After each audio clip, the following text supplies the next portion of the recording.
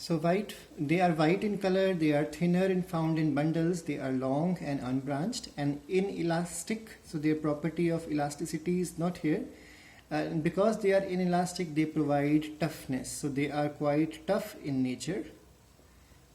Then they are made up of a protein called as collagen along with another protein troponin. That's why tropocollagen is the complete name of it. And remember that this is the most abundant type I just told you.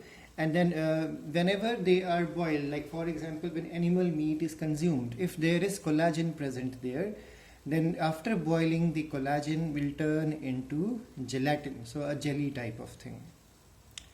Now the next fiber is the yellow in color, which is the elastin fiber. Elastin is thicker, but remember they are present singly, so they don't provide much strength. Instead of the strength, they provide elasticity. They are smaller in length, they are branched, they are elastic in nature, made up of elastin protein, they are less numerous, and when you try to boil, they have no effect. To be more precise, boiling or treatment with acids or alkalines or chemicals have no effect on the elastin.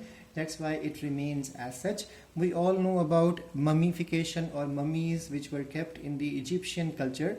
So those mummies remained quite preserved. Is because of all other tissues in the dead body disintegrates, but the yellow elastin fibers remain as such. That's why those dead bodies or mummified bodies remain highly preserved. Now the next one is reticulin fiber. This fiber is also long, unbranched, soft. Remember its properties are maximum like the collagen fiber. So unbranched, they are also soft, inelastic and made up of a protein which is called as reticulin protein.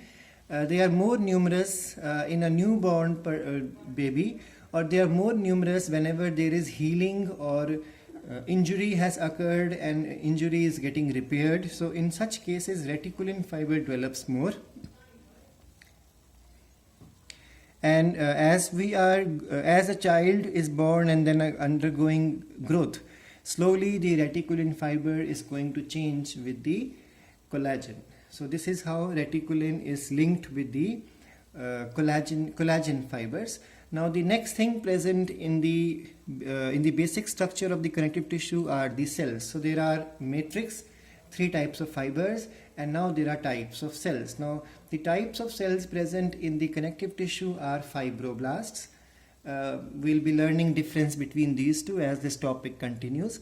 Remember fibroblasts come first and they will give rise to fibrocytes. So fibroblasts and fibrocytes are basically involved with the formation of or synthesis of fibers, these fibers. Now the next one is macrophages.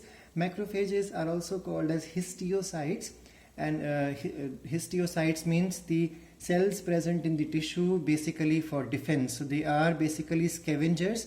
If you remember in the junior classes you have done that there are certain cells in your blood which are scavenging type or providing defense.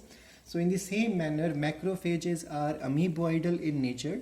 So the amoeboidal means they keep changing their shape, there is no fixed shape in them.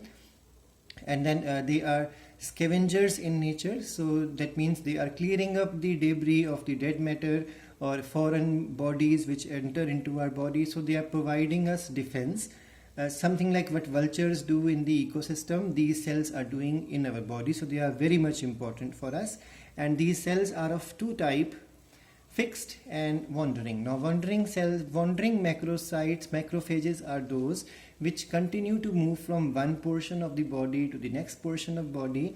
That means through the blood and lymph they continue to move, but that means they provide defense wherever there is required. So they keep moving just like security guards. Now there are fixed types also, just like a gatekeeper in the school campus. There are some scavengers or macrophages in the connective tissue which are fixed. They don't move around and they are specific for every organ. So some of the examples I have mentioned here. Kupffer cells are present in liver, then they provide immunity or defense. Microglia cells are present in the brain and present in the spinal cord.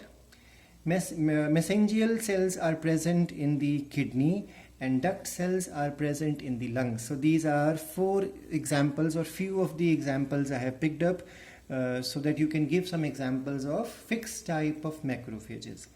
Now the next type of cell present is the mast cells, or which are also called as the histaminocytes or mastocytes or mechanocytes, and these cells release heparin, histamine, serotonin, and these chemicals we'll be learning later on that they are very much important for the working of your blood also.